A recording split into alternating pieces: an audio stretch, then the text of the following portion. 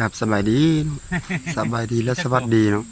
ท่านผู้ชมและ FC ที่เคารพรักเบิดสุผู้สุคนเนาะบ่ว่าจะอยู่ในประเทศแล้วก็อยู่ต่างประเทศเนาะก็ยินดีต้อนรับเข้าสู่ช่องของบ่าวจันทร์อีกคือเก่าเนาะพี่น้องเนาะ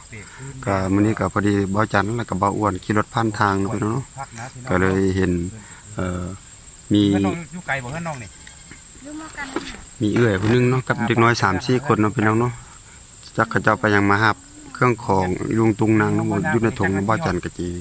เข้าไปถามข่าวเพิ่นว่าเพิ่นไปจังได๋มาจังได๋เนาะคือเป็นนั้นเนาะเดี๋ยวบ่าวจันทร์ก็สิเข้าไปยิ้มทักทายเพิ่นเนาะสบายดีนางแนวบ่สร้างแนวสิไปเนาะโอ้ไปยังมานี่ตัวไปยังมาไปกล้วยอ๋อเบิ่งให้เบิ่งเด้อไปเอามาอ้อมไม่กินติเนาะโอ้ตัวเข้าโรงเรียนน่ะเข้าไปยังแล้วอนุบาลอ๋อตัวซื้อหยังเกาะคือนะฮักแต่ตัวซื้อหยังนางมีโอ้นะฮักเป็นน้องนางมีเนาะแล้วอันอยู่กับนางบ่มีข้าวกินน่ะมีข้าวกินอยู่กับนางอึดข้าวติบ่อึดติเนาะเพิ่นยังน้อยเนาะพี่น้องเนาะซื้อน้องมีเนาะพี่น้องอยู่กับน้องมันก็มีหลายคนน่ะพ่อมีแม่แล้วก็มีน้องอยู่กันมีหลายคนไทยกันมีหลายคนมี7คนอยู่ในครอบครัวมี6คนโอ้7คนพุ่นพี่น้องเนาะอันข้าวกินกับพ่อข้าวกินอันมาเปิ้นน้องแต่ข้าวกินยังมีอยู่เนาะโตเป็นลูกที่เท่าใดพ่อมีแม่แล้วก็มีอ้ายมีน้องจักคนโตเป็นคนที่7หรือเป็นคนที่เท่าใดคนที่6เนาะโอ้เพิ่นชื่อดีๆเนาะพี่น้องเนาะแต่อินดูนะฮักเนาะพี่น้องเนาะคือเพิ่นไปเอากล้วยเนาะพี่น้องเนาะไปหาเอากล้วยอันน่ะกล้วยนี่มันกล้วยอยู่สวนจีนติโอ้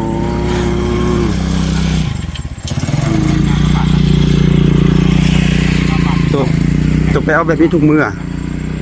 อันทุกมื้อเลิกเรียนมาแล้วตัวไปเอาติโดยโอ้จะเนี่ยเนาะอันเดี๋ยวนี้มันตัวจะไปบ้านเนาะอ๋อมีหลายรอบเนาะอยากถามซื่อเนาะตัวมานำหมู่อยู่หั่นตินั่นติมานำมันที่ก็จะมีผู้ใหญ่ใจบุญเพิ่นนะเนาะมันมานำกันติจักเรือนะเนาะอ๋อเนาะนี่พี่น้องๆเขาจะมานำกันเนาะก็คือทางบ้าอ้วนก็ยังไปสัมภาษณ์เดี๋ยวไปท่องไปถามมื้อเนาะเดี๋ยวว่าจันก็จะเข้าไปเยี่ยมยามเบิ่งไปเยี่ยมยามไปท่องถามมื้อเนาะคือเพิ่นมานำกันเนาะพี่น้องนี่เขามาตามหาครอบครัวของพี่น้องเด้อนะเอาโอ้มีฝั่งนี่สบายดีโอ้ยสบายดีพากันไปยังมานี่ไปเอากล้วยไปเอากล้วยน่ะเอากล้วยก็มีคนเอาฟืนก็มีเนาะเอาผักเอาอันนี้อันว่าจันจำได้บ่แม่นน้องเพชรบ่นี่แม่น่ะโอ้เนาะบังเอิญนะพี่น้องเนาะคือบังเอิญที่สุดคือบ่าวจันแล้วก็บ่าวอ้วนเนาะที่รถผ่านทางกับจบน้องเพชรเนาะคือบ่าวจันได้ไปถ่ายเทื่อนึงเนาะน้องเพชรก็คือคนที่อยากได้ชุดนักเรียนเนาะเนาะเนี่ยพี่เนาะน้องเพชรลูกไอ้สอนผู้ที่ครอบครัวมี5คนนั่นแล้วก็บ่าวจันเคยไปจบเทื่อนึงเนาะมื้อนี้บังเอิญจบอยู่กลางทางพากันไปเอากล้วยเนาะกล้วยนี่มันกล้วยจีนบ่เอ้ยแม่นกล้วยจีนน่าสุกอยู่อันนี้เป็นลูกเนี่ยบ่แม่นเป็นหลานคือทุกมื้อต้องได้ไปเอาแบบนี้เลยว่าจะได้ทุกมื้อก็เก็บหน่อเก็บผักกันแกงกินอ๋ออันนี้มันไปเก็บกล้วยแล้วก็รถเอาฟืนพร้อมรถหาเก็บผักเก็บหน่อเนาะโดยฝากของพอดีบ่าวจันกับบ่าวอ้วนขี่รถไปถ่ายคลิปเป็นแหละพี่น้องถ่ายคลิปผ่านทางกันเลยจวบเขาเจ้าย่างมานั่นเนาะกันเลยอันขออนุญาตถามชื่อหยังก็นางแสงโดยก็คือแสงเนาะวันนี้ดูน้อยๆชื่อหยังโดยปล่อยโอ้ชื่อคือน้องปล่อยวะนี่ก็คือน้องเพชรเนาะมันก็คือน้องเมย์เนาะผู้น้อยนี่ชื่อเท่ายังสบายดีเท่ายัง สบายดีนี่ ยาเพิ่นหน่อยเพิ่นยังน้อยเนาะก็เนาะก็คือ อันกล้วยนี่มันเอาไปเกลือหมูหรือว่าเอาไปกินนี่ เอาไปเกลือหมู ไปเกลือหมูอ๋อ เดินไฟพี่ เรื่องเป็นประเภทอันเป็นข้าวเป็นน้ำย่อหอเฮือนเฮาก็ยังอยู่มีกินดี บางปีก็ได้เข้าบางปีก็บ่ได้ โดย ปีก็ได้นั้นก็บ่พอกินนะถ้าได้เช้าไปนี่ก็สิพอกิน แล้วอันเพื่อนเอื้อยก็มีอันหลายคนนะครอบครัวเฮา บ่มีแต่เฮา4คน น่ะก็เฮ็ดนาติ บ่เฮ็ดให้ เฮ็ดให้เนาะ